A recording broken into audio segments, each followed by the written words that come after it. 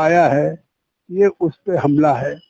तो आज इस सरकार ने जो अमेंडमेंट दिया है, वो अमेंडमेंट इसलिए लेकर के आई थी कि वक्फ की जो वाकिफ की मंशा थी, वक्फ के आमदनी का फायदा गरीब मुसलमान को, पसमानदा को, बैकवर्ड को, महिलाओं को, खवातीन को नहीं मिल रहा था। तो आज केवल अमेंडमेंट इसलिए हुआ, गृह मंत्री अमित शाह जी ने साफ सदन में कहा था कि वक्फ रहेगा, वक्फ का जो वाकिफ रहेगा मुसलमान रहेगा, मुतवल्ली मुसलमान रहेगा। केवल सरकार उस वक्फ का प्रॉपर्टी का कोई खुर्द-बुर्द न करे, रख रखाव, और उसकी इनकम सीएजी के द्वारा निर्धारित ऑडिटर से हो करके उस इनकम से गरीब मुसलमान को, पसमानदा मुसलमान को, महिलाओं को, बच्चों को फायदा मिले, इसलिए हम इसको लेके आए। और यही जस्टिस सच्चर की 2006 में रिपोर्ट थी कि पसमानदा मुसलमान की हालत SC/ST से भी बदतर है।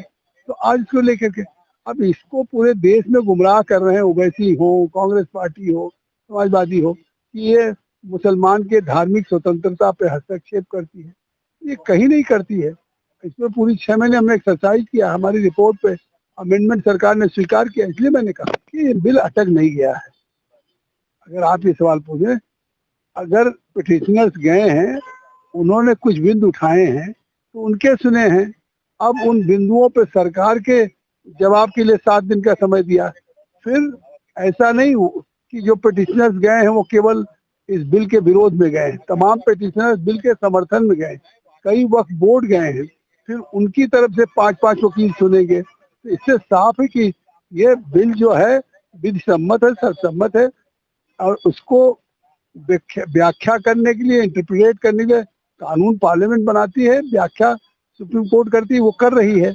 लेकिन जब विधि सम्मत है, सर्वसम्मत है, तो बिल्कुल होगा, और इसका परिणाम आ जाने दीजिए।